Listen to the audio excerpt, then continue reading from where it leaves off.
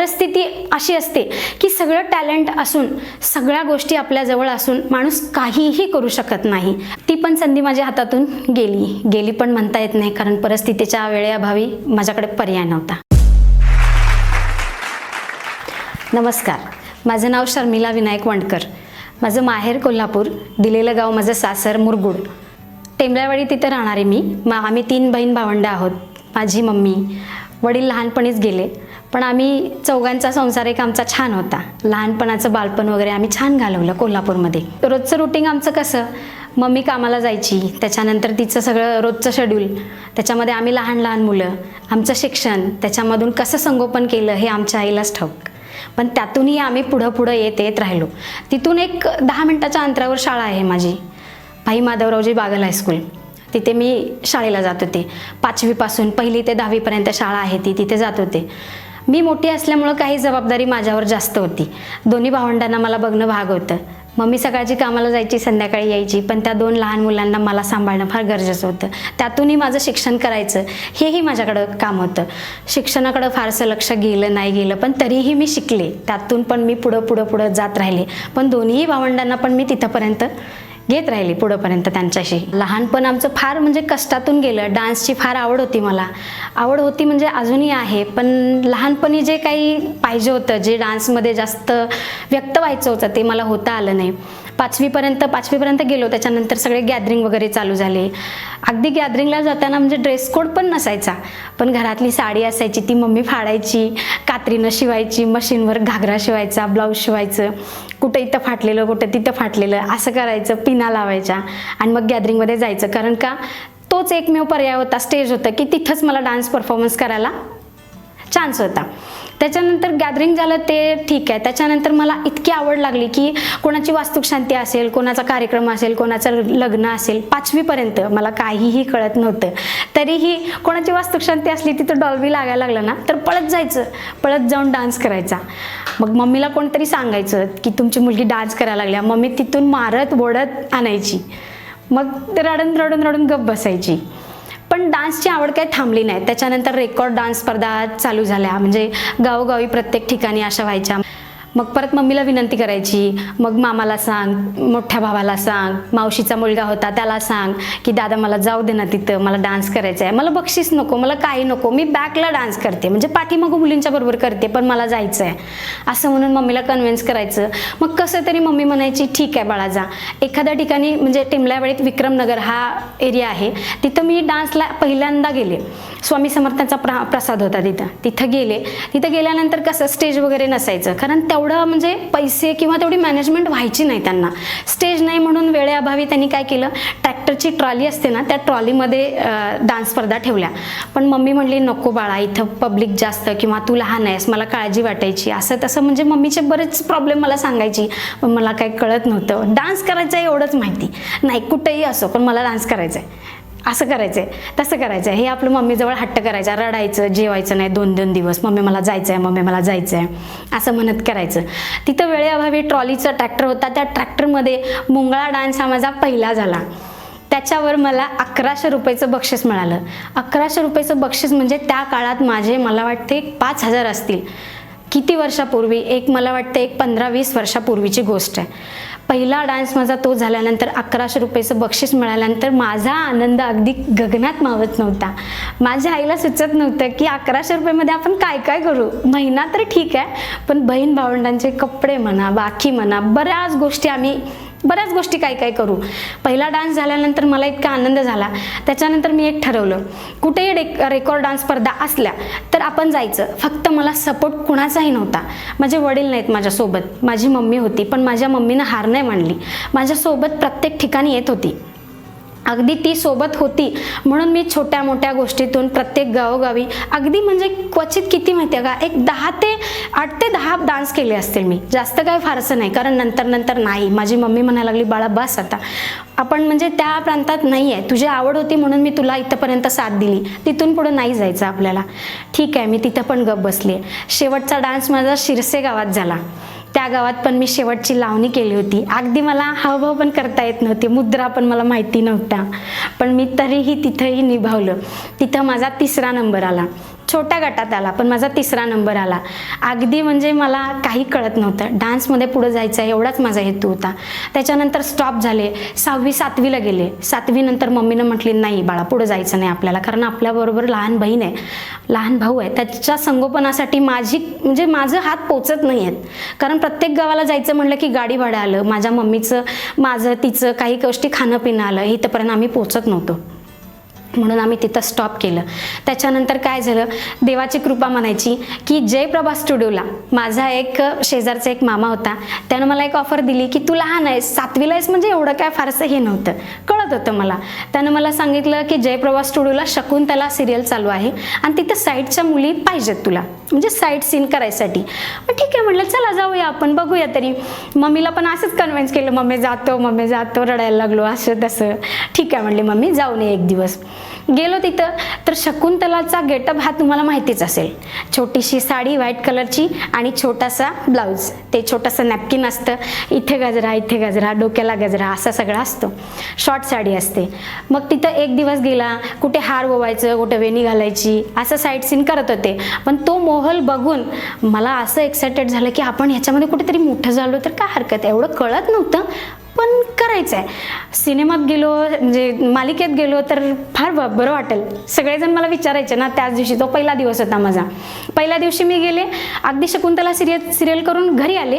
घरी आल्यानंतर सगळ्यांनी मला अरे वा चिक्की आमची मस्त म्हणजे सिरियलमध्ये जाणार, अशी जाणार तशी, सगळे अगदी फार म्हणजे आनंदात होते. सगळ्यांनी मला अगदी घट्ट मिट्टी मारली, सगळ्यांनी अगदी म्हणजे छान खायला वगैरे दिलं. मम्मी माझी खुश होती. मम्मी रडायला लागली की पोरगीचं म्हणजे मी काय करायला लागलोय, तिच्याकडे एवढं टॅलेंट आहे तरी पण मी तिला थोडंसं मागे घ्यायला लागलोय, पण माझ्याकडे पर्याय नाही. कारण आमची परिस्थितीच अशी होती की आम्हाला कोणाचीही साथ नव्हती. आम्ही 3 बहीण भावंड आणि माझी एक मम्मी, आमच्या चौघांच्या ह्याच्यामध्ये आम्हाला 5वा माणूस कोणीही नव्हता साथ देणारा. होता नाही असं नाही, पण कसं फक्त हां ठीक आहे चला आहे मी एवढंच.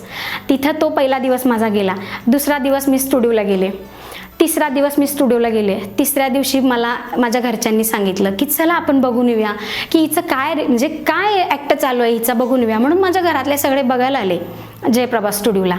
जशी मला माझ्या मम्मीनं बघितलं त्या ड्रेसअपमध्ये, तशी माझी मम्मी खाली बसली. म्हणजे तिच्या मनाला असं वाटायला लागलं की एवढी देखणी पोरगी आहे आणि ह्या ड्रेसमध्ये अशी दिसते, काय होईल, जग आता असं आहे, काय करायचं आपण, पुढं कसं जायचं, ही अशी जर दिसायला लागली तर लोक काय करतील, मला तर सपोर्ट कुणाचा नाही आहे, मी पोरगीला कसं सांभाळू.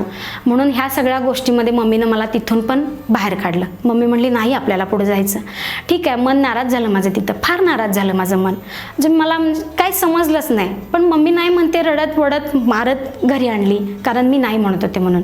ठीक आहे, तिथून आले मी. ठीक आहे, तिथं स्टॉप झालं.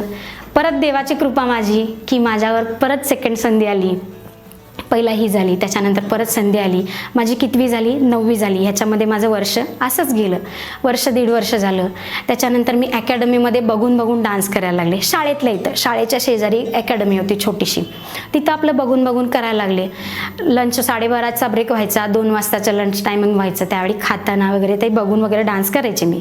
मग तिथल्या एका मुलानं मला बघितलं की ही मुलगी फार सुंदर करते म्हणत मला कधी कधी मम्मीला न सांगता 5 नंतर, 5ला शाळा सुटायची, 4:30ला, 4:30 ते 5पर्यंत अर्धा तास त्याच्या अकॅडमीमध्ये जायचं. काही येत नव्हतं, अकॅडमी म्हणजे काय हे माहीत नव्हतं. आत्ता कळतंय की डान्स अकॅडमी म्हणजे काय असते. तिथं गेले मी. तिथं गेल्यानंतर काय झालं, त्यानं मला जे स्टेप शिकवायला लागल्या, माझं अंग एवढं वळत होतं की त्यांना सुद्धा प्रश्न पडत होता की एवढी कशी काही ही वळते, हिला कुठं जायला पाहिजे, हिला आपण कुठंतरी नेऊ शकतो. म्हणून मी त्या पद्धतीने त्याच्याबरोबर प्रॅक्टिस करायला लागले. मम्मीला माहीत नव्हतं. 8-10 दिवस गेले, परत मम्मीला माहीत झालं. माहीत झाल्यानंतर परत मार खाल्ला. म्हणजे परत तीच सिच्युएशन. मार हा मी खाल्लाच, भरपूर खाल्ला, कारण तसं होतंच आमचं. त्यामुळे तिच्याकडे पर्याय नव्हता मम्मीकडं. ते झाल्यानंतर परत तिथं त्याचं नाव म्हणजे अकॅडमीच्या त्या ऑनरचं नाव संदीप मचले म्हणून होतं. तोही माझ्या म्हणजे आयुष्यातला फार टर्निंग पॉईंट होता, पण तो पण मीच झाला माझा ॲक्च्युली. तो त्याच्यानंतर 8-10 दिवस गेले. मम्मीला समजल्यानंतर घरी आला तो. घरी आल्यानंतर त्यानं मला सांगितलं की मावशी असं तुमची मुलगी फार अगदी म्हणजे हिरा आहे, तुम्ही तिला असं घरी ठेवू नका. सपोर्ट जर नसेल तर मी करतो तिला सपोर्ट, मी सोबत आहे. तुम्हाला जर मुलगीचं काय वाटत असेल तर मी जबाबदार आहे, तिच्या कुठेही अंगाला धक्का लागणार नाही, असं तो बोलला. आणि म्हटलं मुंबईला आमची अशी छोटीशी डान्स रेकॉर्ड स्पर्धा आहे, त्याच्यामध्ये तुम्ही मुलगीला तुमच्या लावून द्या. नाही, मम्मी परत नाहीच म्हणली. नाही म्हणजे नाही. तो पण चान्स माझा इतका मोठा गोल्डन चान्स आयुष्यातला पहिला होता की तिथं जर मी गेले असते तर फार पुढे गेले असते. कारण आत्ताच्या स्टेजला संदीप मचले हा टॉपचा डान्स क्लास घेतो तो आता. कारण स्वतः तो बाहेर शिकायला कोरिओग्राफर पण फार चांगला आहे. तो सध्या त्याची मोठी म्हणजे अकॅडमी म्हणा, क्लास म्हणा, त्याचं काही असेल तो सगळा व्यवसाय मुंबईमध्ये आहे आता. तोही मिस केला. म्हणजे कसं असते, परिस्थिती अशी असते की सगळं टॅलेंट असून, सगळ्या गोष्टी आपल्याजवळ असून माणूस काहीही करू शकत नाही. कारण त्याला सपोर्टची फार गरज असते. आणि आपल्या पाठीवर एक खंबीर असा माणूस आपला बाप असतो. तो काय नव्हतेच ते, मला सोडून आम्ही लहानपणी म्हणजे ते गेले होते, पण ठीक आहे. पण खंबीरपणे फक्त माझी आई माझ्यासोबत होती. ती पण संधी माझ्या हातातून गेली पण म्हणता येत नाही, कारण परिस्थितीच्या वेळेअभावी माझ्याकडे पर्याय नव्हता. त्याच्यामध्ये पण माझी आता 10वी गेली. 10वी नंतर लहान बहीण मोठी झाली, ती पण माझ्या बरोबरीला आली. 10वी नंतर कसं, माझ्या घरी माझ्या 7 मावशा, मला 7 मावशांच्यापैकी सगळ्या मुलींना मुलीच, म्हणजे माझ्या मावशांना सगळ्या मुलीच. तशा असल्यामुळं आमच्या घरी कसं लग्न लवकर ठरवतात. 14-15 म्हणजे फार झालं. मुलगी वयात आली की तिचं लग्न करून टाकतात. तसंही माझंही तसंच झालं. 10वी झाल्यानंतर माझंही लग्न लगेच म्हणजे बघायला सुरुवात केली. मग आता लग्न ठरलं म्हटल्यानंतर लग्नात पण काहीतरी पाहिजेच ना, कोणाचा तरी सपोर्ट, मावशा वगैरे. इकडचं तिकडचं हे करून घर होतं, घर घाणवत ठेवलं. मम्मीनं माझं लग्न केलं. लग्न पण असं छान झालं आणि मिळणारा जोडीदार पण फार इतका सुंदर मिळाला मला की तोही मला आत्तापर्यंत कुठल्याही गोष्टीत सपोर्ट नाही असं कधीच नाही त्याचंही. माझं लग्न झालं, लहान वयात झालं. मला मिस्टर काय असतात, सासू काय असते, सासरे काय असतात हे मला कधीही माहीत नव्हतं. पण हे लग्न झाल्यानंतर सगळ्या गोष्टी मम्मीनं शिकवल्या, सांगितल्या. पण 1 वर्षभर फार त्रास झाला, कारण सासर असं मी नाहीच कधी इमॅजिन केलं. मी 1 महिनाभरातच म्हटलं, नाही मला मम्मीकडं सोडा, बस झालं, लग्न झालं ना, बस झालं, मला मम्मीकडं सोडा. म्हणजे असं मी हट्ट धरायला लागले. परत मला मम्मीकडे सोडलं. त्याच्यानंतर मला सगळ्या गोष्टी सांगितल्या त्यांनी, समजावून असं असतं तसं असतं. ठीक आहे, त्याच्यामध्ये मला रुळायला थोडेसे 1-2 वर्ष लागले. नवऱ्यानं म्हणजे बऱ्याच गोष्टी सांगितल्या, कारण लहान वय असल्यामुळं काही कळत नव्हतं. त्याच्यानंतर माझं 1-5-6 वर्ष गेले. 2 वर्षातच माझी प्रेग्नन्सी राहिली, मला मुलगा राहिला. त्याच्यानंतर झाला मुलगा झाल्यानंतर मी त्या कुटुंबात पूर्ण मिक्स झाले. सासू सासरे अगदी आई वडिलांसारखी काळजी करायचे, पण मम्मीवर एवढा जीव होता की सासू सासरे किती जरी केले तर मम्मीशी नाही कनेक्टेड, नाही म्हणजे तोडू नाही शकत असं झालं. सगळ्या गोष्टी मम्मीशी शेअर करायच्या, अगदी नवऱ्याच्या जरी असतील तरी पण. थोडासा त्रास होता, झाला, त्याच्यातून मॅच झाले, मी तिथं सूट झाले. मुलगा झाला, सगळीकडं अगदी खुश झाले सगळेजण. मुलगा झाला, कारण इतक्या सगळ्या ह्याच्यातून तिचं तरी चांगलं झालं हे मम्मीच्या जरा मनाला छान बरं वाटलं. नवरा पण काही नव्हता त्याचं, पण त्याच्यामध्ये मी रुळले पूर्ण. माझे कमीत कमी लग्न झाल्यानंतर 10 वर्ष गेले माझे त्याच्यामध्ये. त्याचं संगोपन, त्याची 1ली, 2री, 3री, 4थी म्हणजे ह्याच्यामध्ये माझा पूर्ण वेळ गेला.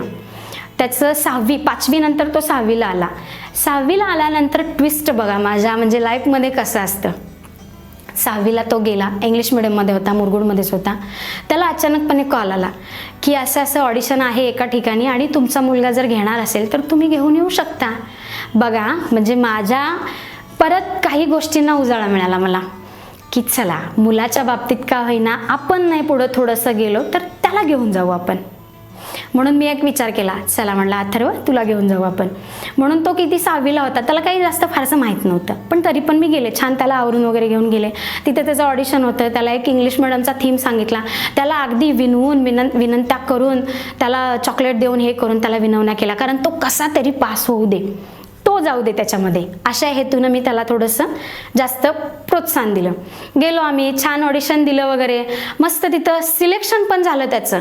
बाहेर अगदी म्हणजे एखाद्याची वाट कशी बघतो, काय झालं असेल, मुलग्याचं सिलेक्शन झालं का नाही झालं. एवढी तर मुलं आल्यात, पण माझं पोरगं एवढा काय देखणार नव्हता. सावळा होता माझा मुलगा, पण मी त्याच्यामध्ये जास्त एक्सायटेड होती की त्याची जास्त हे होऊ दे. म्हणून त्याला मी फारशा सगळ्या गोष्टी समजावून सांगितल्या होत्या.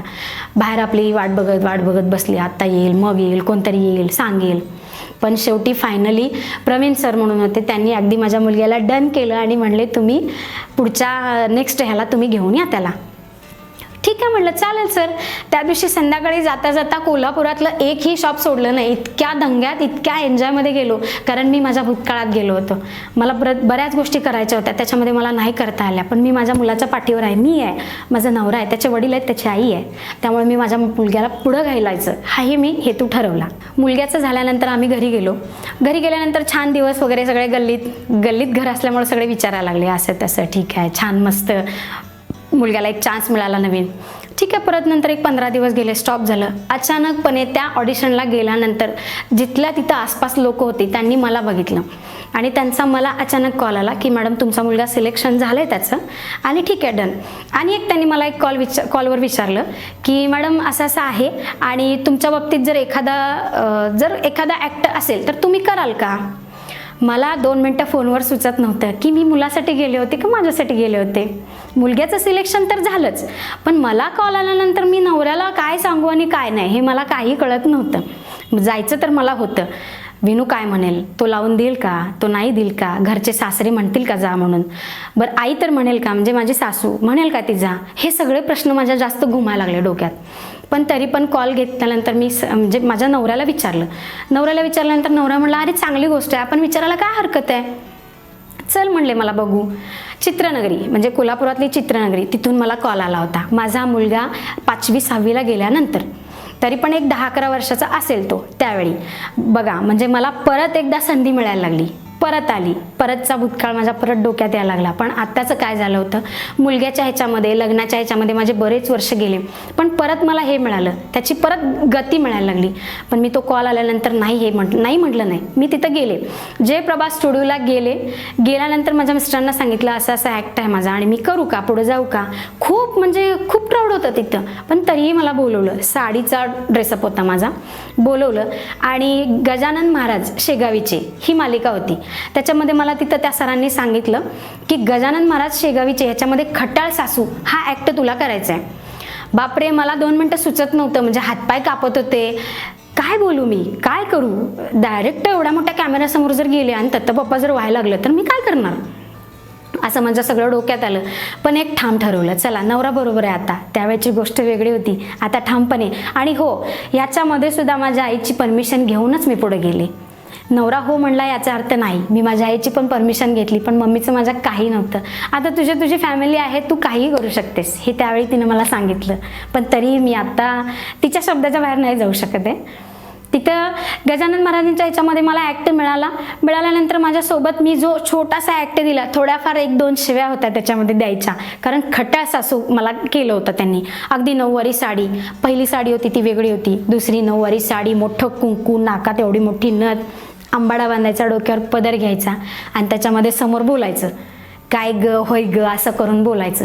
बोलले मी 2 मिनिटाच्या ॲक्टला. सगळ्यांनी टाळ्या वाजवल्यानंतर म्हणजे जो आनंद होता तो लॉस्ट झाले होते मी तिथं, पूर्ण म्हणजे ब्रेक झालं होतं. मला असं वाटायला लागलं की मी कोणतरी मस्त स्टार झाले. छोटासा ॲक्ट होता, पण मला फार उत्सुकता अशी वाढली होती की विनू मी असं केलं, विनू मी तसं केलं, विनू सगळ्यांनी टाळ्या वाजवल्या. फार खुश होते मी. तिथं नाही म्हणलं तर त्या चित्रनगरीमध्ये मी 15 दिवस घालवले. 15 दिवसाच्या ह्याच्यामध्ये पहिल्या स्टार्टिंगला त्यांनी मला म्हणजे फक्त पाठीमागून फिरायचं, जायचं, असं एवढंच होतं. पण त्याच्यामधून पण ॲक्ट जर एखाद्याचा आवडला ना तर ते लोक बरोबर कॅच करतात. 2 मिनिटाच्या ॲक्टसाठी बघा माझे 15 दिवस गेले. आणि दुसरी गोष्ट म्हणजे माझ्या मुलालाही त्यांनी सांगितलं की महाराजांच्या बरोबर छोटी छोटी मुलं असतात, गजानन महाराज शेगावीचे म्हणून, त्यांच्याबरोबर छोटी छोटी मुलं खेळायला बागडायला असतात. ती पण आली त्याच्याबरोबर, म्हणजे माझा मुलगाही त्याच्यामध्ये आला आणि जरा आनंद झाला. मिस्टरांना सांगितलं की ते भाला घ्यायचा, बुट्टी घ्यायची, काहीतरी घ्यायचं, तुम्ही पण या, तुम्ही तर का मागं राहताय, तुम्हाला ॲक्ट नाही करायचं पण तुम्ही सोबत राहा, चला. म्हणजे तो पण आला. म्हणजे आम्ही फॅमिली पुरा 15 दिवस तिथं काढले आणि इतका छान अनुभव आला मला 15 दिवसात. मी हॅप्पी राहिले. त्याच्यामध्ये माझं सगळं जीवन कसं आहे, काय आहे, तो एक मला छान फायदा झाला. फायदा म्हणजे कसं की माझा मुलगाही त्याच्यामध्ये आला, माझे मिस्टर पण त्याच्यामध्ये आले. मी स्वतः 2 मिनिटाच्या ॲक्टवर मला काय काय दिसायला लागलं की ते पुढचं काही विचारूच नका. त्याच्यामध्ये पुढचाही भाग माझा असा झाला की त्याच्यामध्ये फार एक्सायटेड आणि डन झाले मी. 15 दिवस गेल्यानंतर माझी ओळख झाली सगळ्यांशी, छान ओळख झाली. हे ओळखीचे ते ओळखीचे अशामध्ये माझी ओळख झाली. त्याच्यानंतर फार मोठी संधी मला अशी चालून आली की बालभारती चित्रपट मराठी सिद्धार्थ जाधव सरांचा ह्याच्यासाठी मला कॉल आला, माझ्या मुलग्यासाठी आला. वृषाली हॉटेलला त्यांचं ऑडिशन होतं. माझ्या मुलग्याचं ऑडिशन तिथंच फर्स्ट टाईम झालं सिलेक्टेड. मुलग्याला घेता घेता त्यांनी मुलग्याचा सुद्धा ॲक्ट केलाच आणि मला सुद्धा बालभारती पिक्चर हा मराठी मिळाला. म्हणजे त्याच्यामध्ये माझा आनंद द्विगुणित तर झालाच, मुलालाही माझ्या मिळालं. माझी कुठलीही संधी मी सोडली नाही, पण बालभारती पिक्चर हा मिळाल्यानंतर माझं सगळं स्वप्न पूर्ण झालं. 2 मिनिटाचा ॲक्ट असो नाही तर 5 मिनिटाचा असो, पण माझ्या मुलग्याला आणि मला तिथंपर्यंत आणलं. त्याच्यासाठी मी फार म्हणजे जिद्द सोडली नाही माझी, मी करत राहिले. त्याच्यामुळं बालभारती हा आत्ताच 2 वर्षापाठीमागचा मराठी पिक्चर आहे. त्याच्यामध्ये पण मी सिलेक्शन झाले, मी माझा मुलगा दोघांचाही आमचा मराठी मूवीज झाला. आणि तो झाल्यानंतर छोट्या छोट्या म्हणजे रील्स असे काही गोष्टी मी हावभाव स्वतःचे चेहऱ्यावरचे किंवा बाकी काही डान्सचे ॲक्ट वगैरे हे सगळे सोशल मीडियावर मी टाकायला लागल्यावर काय झालं, माझा एक छोटासा dance class SR dance fitness centre हा मुरगुडमध्ये पण मी छोटासा ओपन केला. तिथं पण माझे एक थोडीफार मुलं असतील, पण त्यांच्याबरोबर मी आणि माझा पार्टनर आम्ही दोघंही चालवायला लागलो. पण रील्सच्या याच्या माध्यमातून माझं नाव छोट्या मोठ्या गोष्टीत इथंपर्यंत एवढं निघालं की आत्ता सध्या मला कुठं इव्हेंट असेल किंवा कुठं जजेस म्हणून असेल किंवा कुठं डान्स स्पर्धा असेल तर तिथं मला आवर्जून बोलवतात. म्हणजे मला सांगायचं एवढंच आहे की तिथून हे तुम्हाला मी किती एक 20-30 मिनिटाचं सांगितलं, पण तिथून ते इथंपर्यंत जर्नी माझी फार मोठी होती. त्याच्यातून मी कशी बाहेर आले, कशी इथंपर्यंत आले, पण माझी जिद्द मी सोडली नाही. माझ्या मुलाचा का ह्याच्यामुळे होईना, पण मी इथंपर्यंत आले. अजूनही सोशल मीडियावर इन्स्टा म्हणा, रील्स म्हणा, बाकी फेसबुक म्हणा, ह्याच्यावर माझे छोटे ॲक्ट असतात. मी प्रयत्न करते, त्यामुळे मी प्रयत्न सोडणार नाही. अजूनही मला कुठली संधी मिळाली तर मी नक्की जाईन तिथपर्यंत. मी अगदी धन्यवाद म्हणते आयडियल मराठी यांच्या ग्रुपला पण, कारण त्यांनी मला इथंपर्यंत यायची संधी पण दिली आणि माझा काही भूतकाळ, माझ्या काही आठवणी जागृत पण झाल्या. मला बोलायची फार संधी मिळाली, त्यांनी चांगली दिली. आणि त्यांचं जे हे काम आहे ते फार चांगलं आहे, कारण बऱ्याच लेडीजला किंवा जेंट्सला ह्या सगळ्या बोलायची गोष्टी ह्या पाहिजेत सगळ्यांना. त्यांच्या बऱ्याच गोष्टी नवीन गोष्टींना उजाळा मिळतो. आणि थँक्यू सो मच अगदी आयडियल मराठी ग्रुप. असेच प्रेरणादायी व्हिडिओज पाहण्यासाठी चॅनलला सबस्क्राईब करा आणि त्यासमोरील बेल आयकॉनवर देखील क्लिक करा.